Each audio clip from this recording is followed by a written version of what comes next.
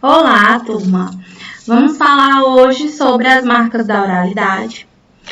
Uma coisinha super importante que vocês têm sempre que ter em mente, têm sempre que lembrar, para não cometer o errinho de aplicá-las, de colocá-las dentro da redação de vocês.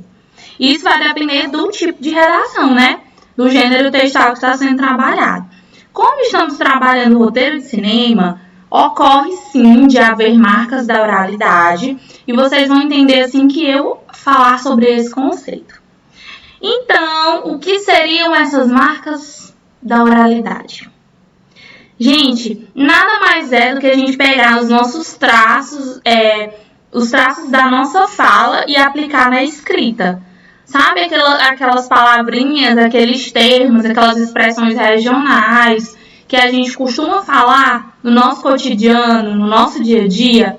Pois é, quando a gente pega essas palavrinhas como né, tá, beleza, né? São gírias também, o né, o tá, o viu, em, e aplicar dentro da escrita.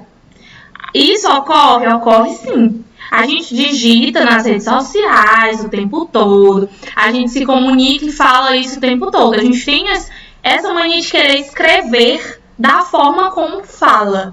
Mas quando chega na produção textual, a gente também quer levar essa mania para lá, a gente também quer incorporar as marcas da oralidade e não é em toda e qualquer produção que a gente pode colocar.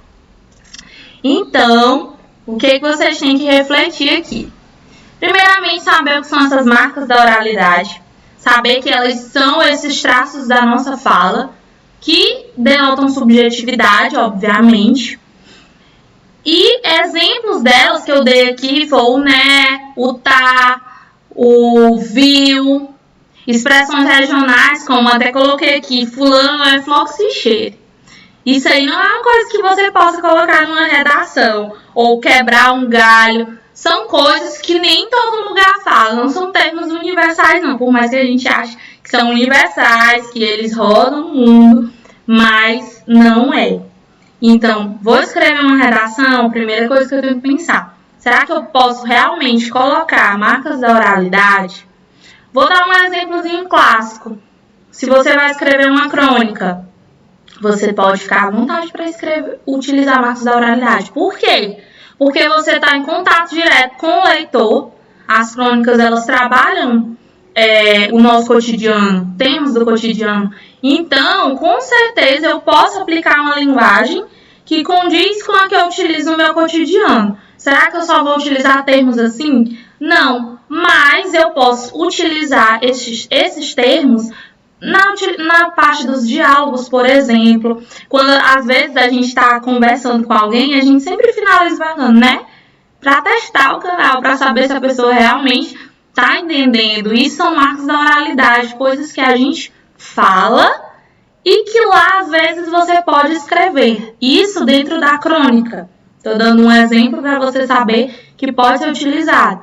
E no gênero que a gente está estudando, no roteiro, também pode ser utilizado. Por quê? Você sabe que lá, nesse roteiro de cinema, eu tenho falas, eu tenho cenas. Então, eu posso sim sinalizar com essas marcas da oralidade, tendo bastante cuidado com os recursos que eu vou utilizar, com as classes gramaticais, com o exagero das interjeições. Tudo isso tem que ser observado.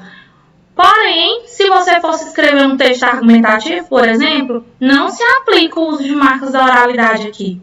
Não é recomendável, o seu texto perde a coerência e a coesão necessária.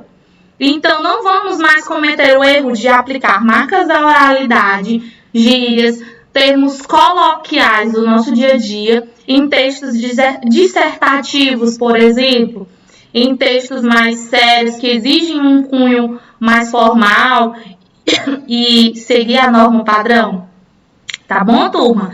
Então, agora apliquem esse conceito na produção de vocês. E essa foi a nossa aula de hoje.